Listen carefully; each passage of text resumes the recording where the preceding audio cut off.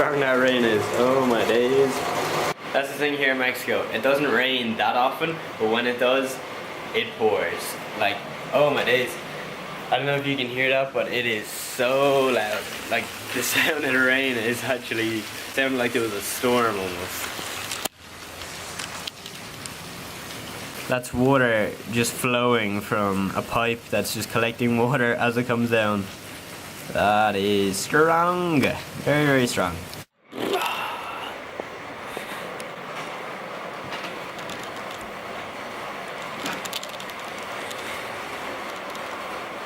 Okay, so let's have a little bit of a chat. So, I have started into my second week of my project here in Mexico.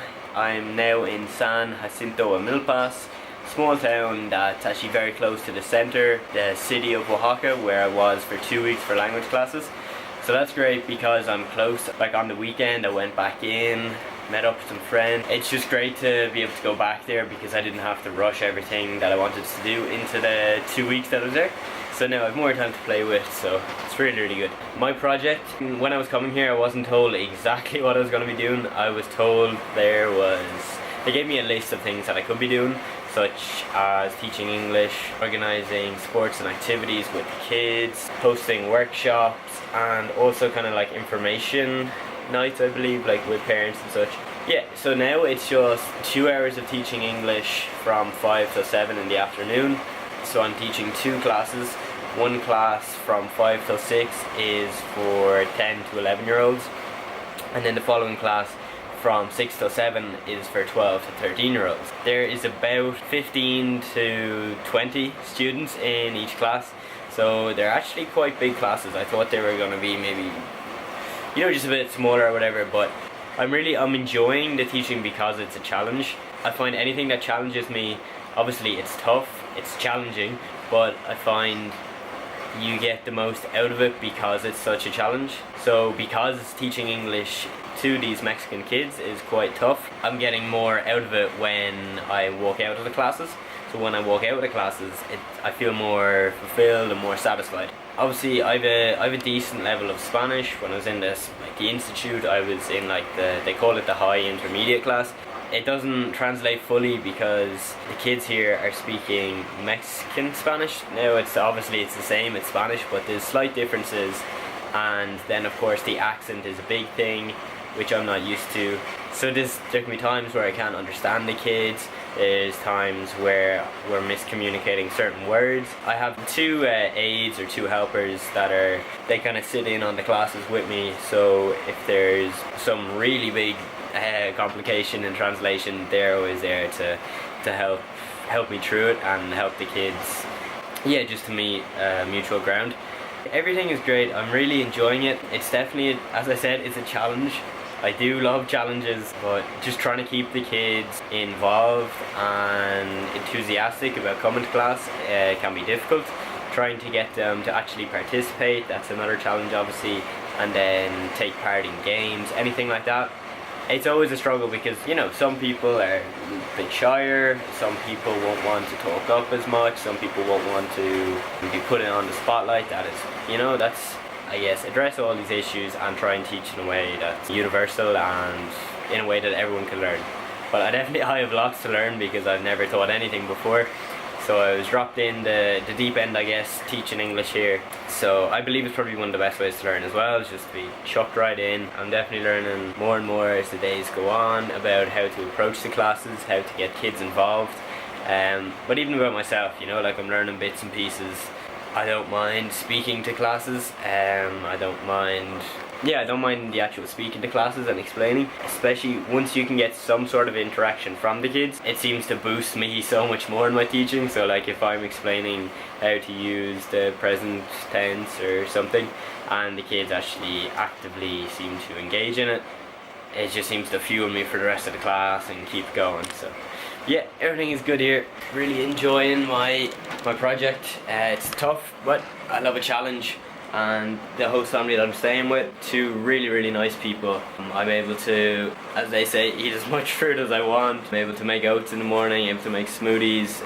It's perfect for me because they're giving me freedom. It's a lot of freedom, and then yeah, it just makes me, I'm really appreciative of how nice they are and how accommodating they are. Also, actually, I'm teaching a class of football in the mornings, which is pretty cool.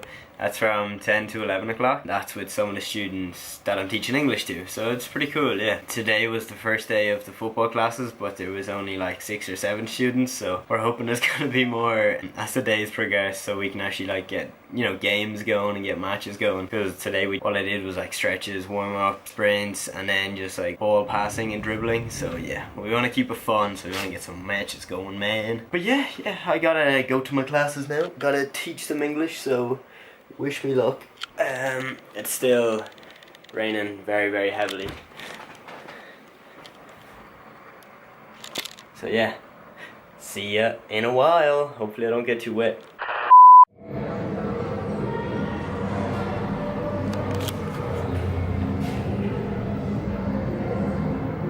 More colloquial language, and also it's just really great because they come in and they're getting more excited each day because they're gaining new knowledge, and they're actually, like, most of the kids are really involved in class, which is really great, and it's a really good thing when you're teaching, I guess, because I didn't know what to expect, and then to see people like actively engaging, it really encourages you to do more. But here's an example of what we did today, where we're not going to have too of a fast pace, because the first week I think I threw a bit too much at them, and some of them not lost interest, but weren't as interested. This week we've taken more of a slower approach, and they're really enjoying it. So today we went over more things like with the alphabet and such, and dates. We went first, second, third, fourth. And also we made a large sentence out of small phrases they had built up. So things like, I like to play football because it is fun, but I do not like to go shopping because it is boring. So we're using adjectives, we're using pastimes, and we're using things like I like to and I don't like to.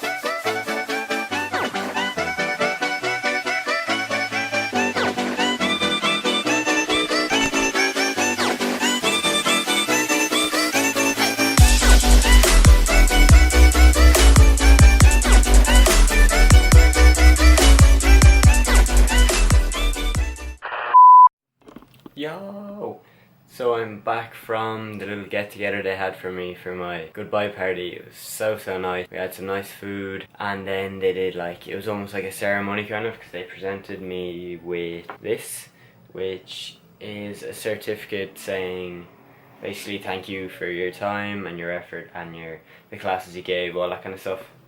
So here it is.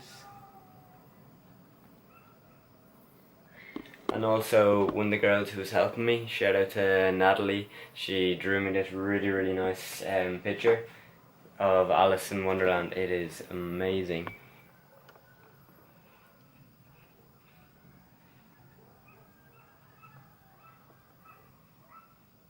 So overall, it was such a nice time. I got to give a speech as well in Spanish, which was it was an experience. I think it went pretty well, and I hope they all understood me. Just really humbled by the experience. So happy I came here, so happy I forced myself to do all this, and yeah, it's been absolutely great. Enjoyed every minute of it, even the struggle. So yeah, I'd recommend it to anyone. If you ever have an opportunity to go and volunteer or to go explore, go do it.